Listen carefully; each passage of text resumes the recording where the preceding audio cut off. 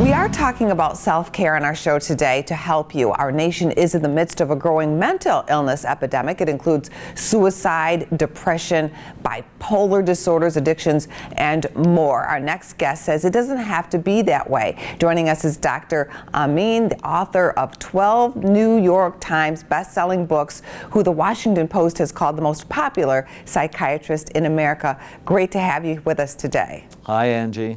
Well, Americans are under a lot of stress and struggling with mental illness, especially in the workplace. Well, I suggest we actually start looking at the brains of people who are struggling with their behavior. So at Amen Clinics, that's what we do. We actually have a clinic in Chicago, and we think we should actually look at your brain before we go about changing it, because then you see things like mild traumatic brain injury or Lyme disease or toxic exposure plays a significant role in why brains aren't healthy. And when you get your brain right, your mind tends to be a lot better. What are some of the most important lessons that you've learned from your research and that are highlighted in your book? Well, thank you for asking. The biggest lesson is you're not stuck with the brain you have. You can make it better, and I can prove it. And so based on, it's really the world's largest database of brain scans related to behavior.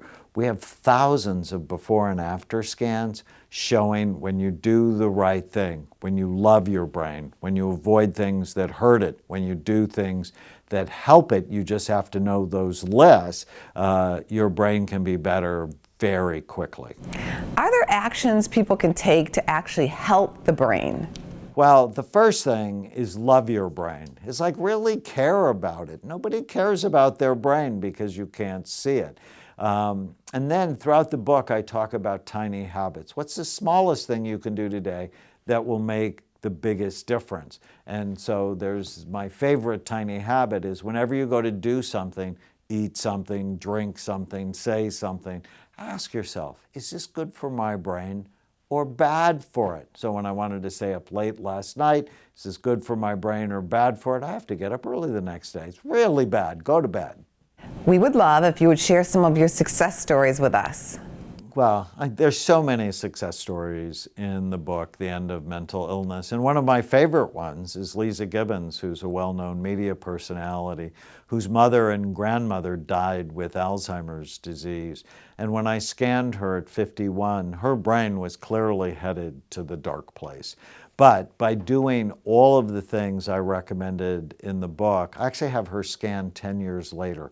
It's fuller, fatter, healthier, and she knew it would be better. So you can prevent things like Alzheimer's disease when you fall in love and do the right things for your brain. Before you take off, where can people go if they need more information?